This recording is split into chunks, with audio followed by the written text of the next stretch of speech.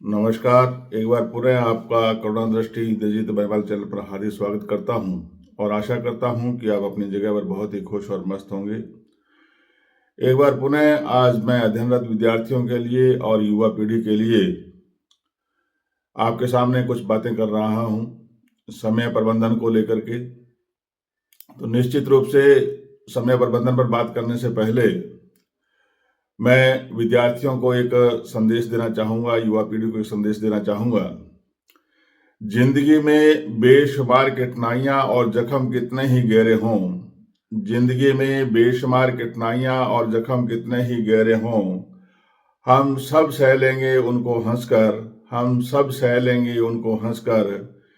मिलेगी कामयाबी जब सफलता की, मिलेगी कामयाबी जब सफलता की, तो हम बयां करेंगे उनको हमारी कहानी में। निश्चित रूप से विद्यार्थी जीवन, युवा वर्ग विभिन्न चुनौतियों से भरा हुआ होता है, इसमें कोई दो राय नहीं है। लेकिन जरूरत है कि हम समय प्रबंधन के साथ उसको सरलता से कैसे कामयाबी की ओर बढ़ सकते हैं, इस विषय पे आज मुझे बात करनी है। तो इसका जो शीर्षक रहेगा वो यही रहेगा कि विद्यार्थी और युवा जीवन में समय का क्या महत्व है।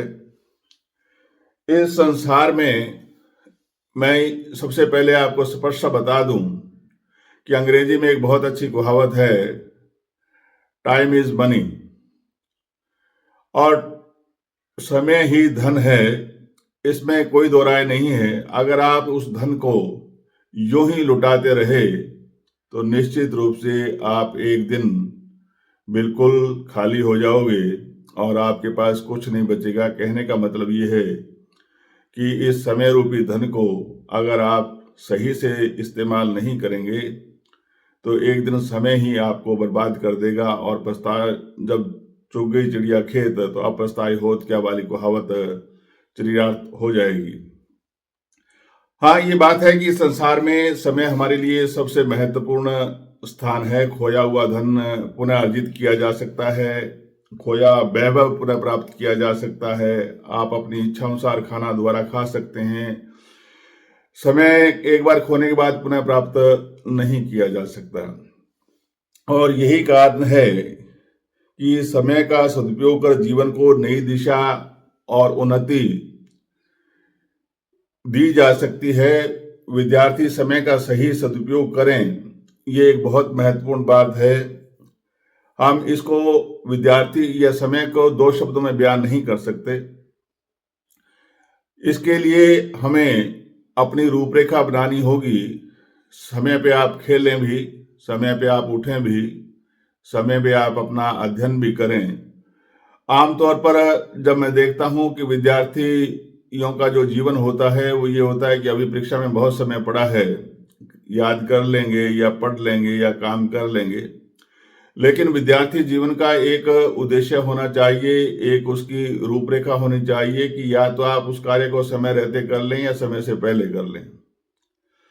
तभी आप एक अच्छे कंपटीटर बन सकते हैं समाज के अंदर, या जितनी भी प्रतियोगिताएं परीक्षाएं आपकी आती हैं उन प्रतियोगिता परीक्षा में आप तभी सफल होंगे या अपने मुकाम को तभी हासिल कर पाएंगे जब आप अपनी रूपरेखा इस हिसाब से बनाएंगे कि दूसरे से आप दो कदम आगे चलें, तभी आप आगे बढ़ सकते हैं। वर्तमान में निश्चित तौर से प्रतिस्पर्धा का जमाना है, और प्रतिस्पर्धा भी इस तरह की है कि आपको जहां एक व्यक्ति के स्थान पर आपको लाखों लोग आपके प्रतिस्पर्धी मिल जाएंगे। और यही कारण है कि आज के जो युवा वर्ग हैं बहुत ही निर्वस हो जाते हैं कि इतना कंपटीशन है, हम कहाँ टिक पाएंगे। लेकिन हो सकता है कि आप उनमें से एक हों। हाँ, ठीक है कि आपकी ये जो उम्र होती है वो खेलने कूदने की भी होती है, खाने पीने की भी होती है, चंचलता की भी होती है, ये सभी बातें हम स्वीकार करते हैं। लेकिन इसका मतलब ये भी नहीं कि आप अपने जीवन को या इस विद्यार्थी रूपी जीवन को इस तरह से समय को बर्बाद करें कि आपकी जो आने वाली लाइफ है वो ही बर्बाद हो जाए।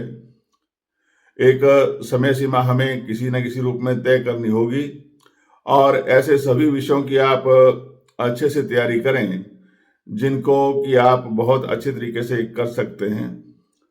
तो मैं ये कहना चाहूँगा कि विद्यार्थी अपने जीवन में समय के महत्व को समझे, समय पर उठे, समय पर सोए, समय पर खाए, समय पर खेले और अन्य बातों का भी ध्यान रखे। समाज सेवा में भी उनको योगदान देना चाहिए ताकि उनकी जो काबिलियत है वो समाज के अंदर भी साबित हो और समाज के अच्छे लोगों से संपर्क में आने से उनके अंदर जो मनोवैज्ञानिक या सामाजिक जो रुचि होती है वो बढ़ती है, उनकी शिक्षा के स्तर में वृद्धि होती है।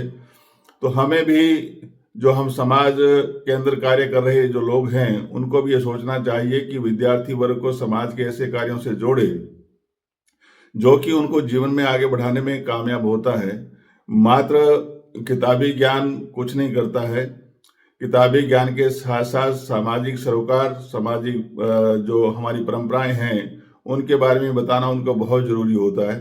मैंने ऐसे बहुत से लोग देखे हैं, अपने इस अनुभव के आधार पर मैं आपको बता रहा हूं कि उनके पास डिग्रियां बहुत अच्छी हैं, वेल एजुकेटेड हैं, दो दो तीन तीन डिग्रियां भी उनके पास हैं, अच्छी पोस्टों में भी बैठे हैं, लेकिन उनको ये पता नहीं है कि समाज के अंदर उनको किस तरह से बोलना चाहिए, किस तरह से उठना चाहिए, किस तरह से चलना चाहिए। यानी मेरे कहने का भावार्थ ये है कि मात्र डिग्रियां प्राप्त करके कोई व्यक्ति महान नहीं बन सकता। महान बनने के लिए उसको धरती पे कार्य करना होता है। मात्र बातें करने से कुछ नहीं होता है या डिग्रियां हासिल करने से कुछ नहीं होता है। हम तभी अपना अच्छा दे सकते हैं जब हम धरातल पे काम करेंगे, समाज के बीच में काम करेंगे, समाज के लोगों की समस्याओं को सुनेंगे और उन समस्याओं से जुड़ करके उनमें सहयोग करने का काम करेंगे, तभी हम आगे बढ़ सकते हैं। और विद्यार्थियों को भी यही चाहिए कि अगर वो शुरू से ही इस कार्य को प्रारंभ कर दें तो आपको बहुत सी शिक्षा तो वहीं से मिल जाएगी जिस शिक्षा के लिए आप किताबों को पढ़ते हैं। मेरे कहने का तात्पर्य ये है कि आप किताबों के साथ साथ समाज को प्रत्यक्ष रूप से पढ़ने का प्रयास कीजिए और उसको पढ़ोगे तो जो बातें हमें किताबों में सीखने को मिलती हैं वो हमें बहुत सी बातें जो हैं समाज से भी आपको सीखने के लिए मिल जाएंगी। मैं आशा करता हूँ कि विद्यार्थी अपने इस समय रूपी धन को बहुत से सही से तरीके से इस्तेमाल करेंगे और आगे बढ़ने का प्रयास करेंगे।